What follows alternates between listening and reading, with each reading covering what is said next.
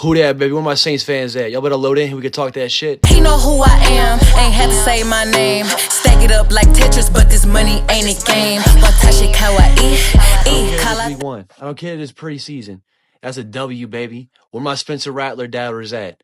Everybody talking about Spencer Rattler's not ready for the NFL. Spencer Rattler, I don't care that it's preseason, baby. He was put into the moments, and my guy made the moments happen.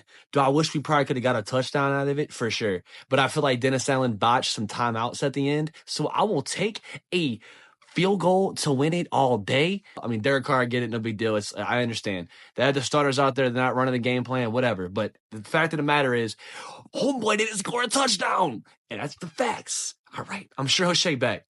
Jake Haener, love him to death. Thought he had some impressive couple impressive plays, couple little flashes, nasty little pass to A.T. Perry, but there was one touchdown on the day, and that shit was scored by your boy, the Snake, the Rattler, baby Spencer, number 18, and who I am truly hoping will be not just a 5th round pick that's going to turn into a Pro Bowler, multi-Pro Bowler, but who I hope and can truly be the future of this damn Who Dat Nation Saints franchise, baby. Let me know in the comments. I don't see any Spencer Rattler doubters in here, bro. That's crazy. Everybody's quiet. Nakua might make the team. Samson better talk. Samson sure as shit better make the team. I think the play, because he had 2 opportunities, right? It was he had that first turnaround catch that he tried to do, and he didn't catch it. But he had the second one that put him in position to really make the easy field goal. So I think Samson will make the team for sure. I mean, I think you're talking about 6 receivers that are healthy, right? He's got to make the team. I think he's got to make the team at this point. I think they should change the name to Heart Attack because they sorry as hell. I don't even know. Hold on. I don't even understand what that means. Mo 3. I don't know what you're talking about, bro. The Saints make the Super Bowl. I'm flying to New Orleans for the game. If the Saints make the Super Bowl, I will go down Bourbon Street in a diaper. If the Saints, and I would do that with a smile on my face. There we go. Our offense looked horrible in the first half. What's going on, JJ? It's the offensive line. It's the offensive line. I think Fuaga did what he had to do, but it's the offensive line. You can't make plays if you're on your back. I think Derek Carr was in over his head a little bit tonight. I think he came into it he understood that he had to get some momentum, some flow going with the offense. It's a brand new system under Clint Kubiak, so I understand that he had to come out here. And I like that Dennis Allen kept him out there for a second drive. I'd have let them out there for the first quarter at that point, but I think he maybe was trying to do too much. He looked a lot more relaxed. Last year, I was there in the Dome when we played the Kansas City Chiefs, and Derek Carr had a phenomenal, flawless first drive for the game. And I think there was less pressure then. And I think there's more pressure now. Absolutely. And it's going to be about, is he going to feel that pressure in the regular season? That's what concerns me. I think he did feel it in the first couple of drives. I will. And that offensive line, but did not help him out. What are your thoughts on Penning? He needs to start at guard if he starts at all. But he doesn't need to be anywhere near the tackle position. Left tackle, right tackle. Trevor Penning needs to develop at guard at this point and hope that he can maybe one day move over to tackle. But at this point, I don't think Trevor Penning is going to be a Saint by the time 2026 hits anyway. So how do you do? I haven't gone back and looked at him, but nobody on the Saints offensive line looked good today. Nobody. Without Rattler, South Carolina would have been worse than Vandy, believe me. I do believe that. I don't catch up on South Carolina a whole lot, but to my understanding, they had one of the worst offensive lines. And let me know, C. Mekatech, if that's incorrect, but I feel like they had one of the worst offensive lines. I ain't fan, nothing about the brown bag. I don't know, man. I'm 28 years old, so you're right. But I definitely know about the brown bag, right? I know of it, right? But did I put a brown bag on? Nah, bro. I was born in 96. Here's what I wanted to see, and I didn't see. I wanted to see Spencer Rattler, but my expectation level was I didn't really have one. I wanted him to do his best. Okay? That was it. And he did, and he blew it out of the water, man. It was awesome. But I wanted to see Derek Carr to Chris Olave. I wanted to see at least a couple passes. I wanted to see them go perfect. I wanted to see them maybe 2 for 2.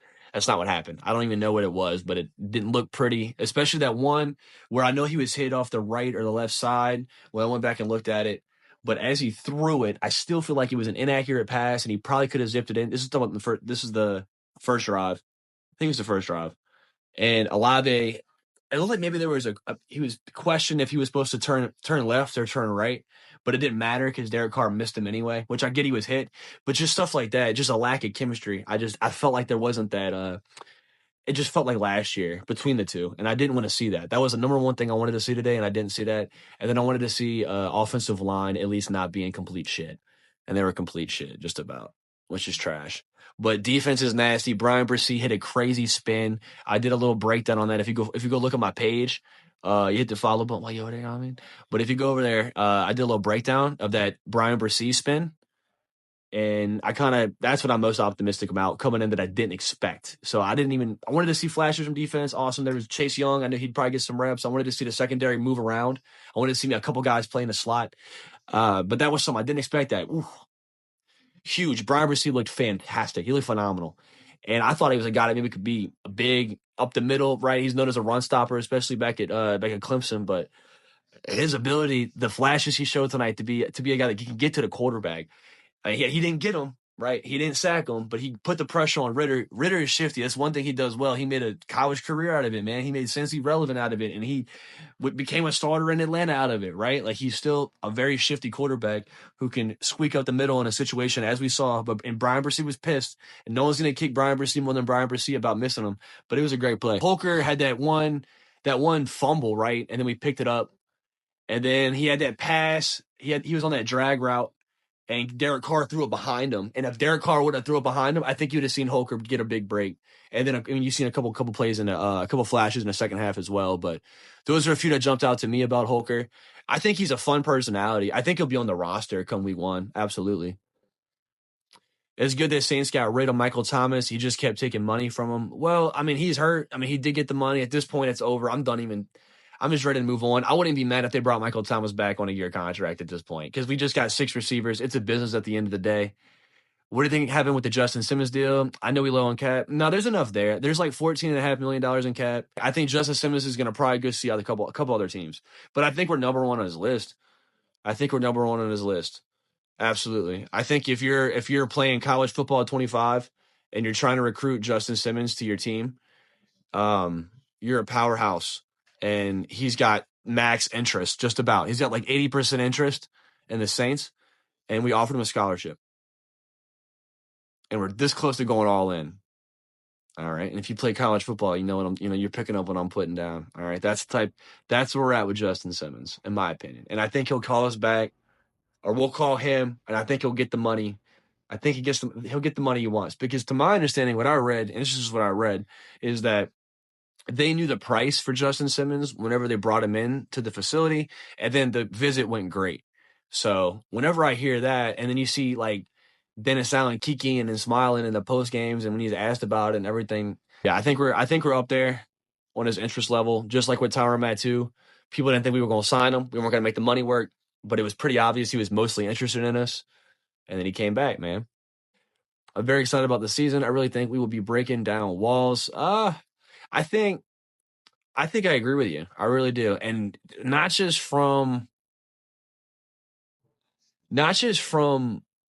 a standpoint of winning a lot of football games, but a standpoint of I think this would be the biggest, I'm trying to think how to word this or articulate this. It'd be the biggest or most aggressive overturn in terms of offensive scheme and game plan and we've ever seen, at least in my lifetime as a 28-year-old Saints fan. I'm 28 years old.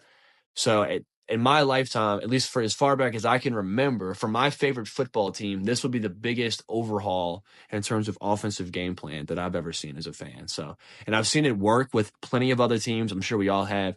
But to see it happen right in front of my eyes and for my favorite team, I'm also quite excited, for sure. So even if we don't win every single game, which we're obviously not gonna, and even if we don't finish the way maybe we all want to, but we at least can see some inspiration, some flashes, some potential, some understanding, some direction, some identity, then we can talk. That's the ultimate goal.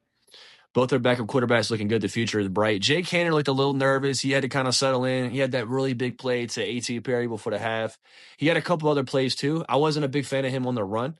I definitely think Spencer Rattler looks better than Jake Haener. I'm just being honest. I know I'm not trying to compare the two, but that's the job. That's what the preseason's for right now. We're trying to find a QB2 on the roster if you're the Saints. So I think Spencer Rattler looked better tonight, but I know Jake Haener, he looked solid.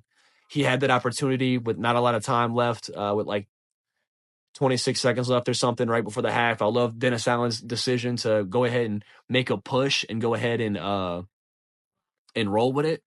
and try to score.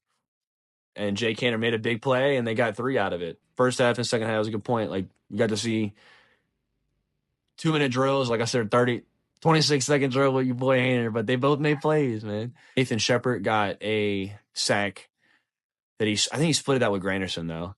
But the front seven looked phenomenal. And I was talking about it earlier about Brian Bresee. Ridiculous. On TikTok, I have a little breakdown that I had for that Brian Bresee pressure that I was talking about earlier. But in terms of the front seven, they look good. I had to go back and look at Chase Young, though.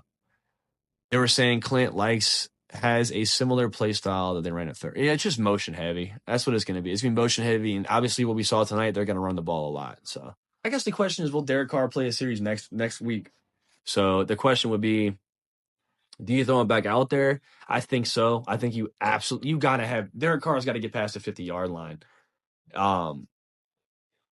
You got to get him past the 50-yard line. And even in the preseason, you can't let him start the season with that. Like, a touchdown would be even better, but past the 50-yard line at a minimum.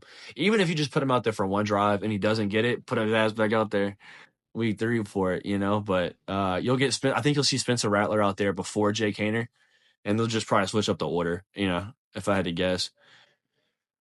I think when the lottery with Rattler, getting him in the 5th round, yeah, absolutely. And there is a stigma to him with media and everything. And that's something the Saints are really falling for, because they're not really they're not really players for who the media loves. If you think about it, the Saints have had opportunities to draft guys that make sense for their team, for their positions of need, that are big names. And the Saints have taken risks at other names, right? Because a lot of times, sometimes I think because they're not a big name. And so I think with Spencer Rattler, it was like a happy medium, because he's a big name, but at the same time, he's a big name because you understand he's a good quarterback, but he also had that Netflix documentary about him, and he has some negative energy around him. He went to shitty-ass South Carolina. He lost his starting job at first in college, but to who? Caleb Williams. Give me a break.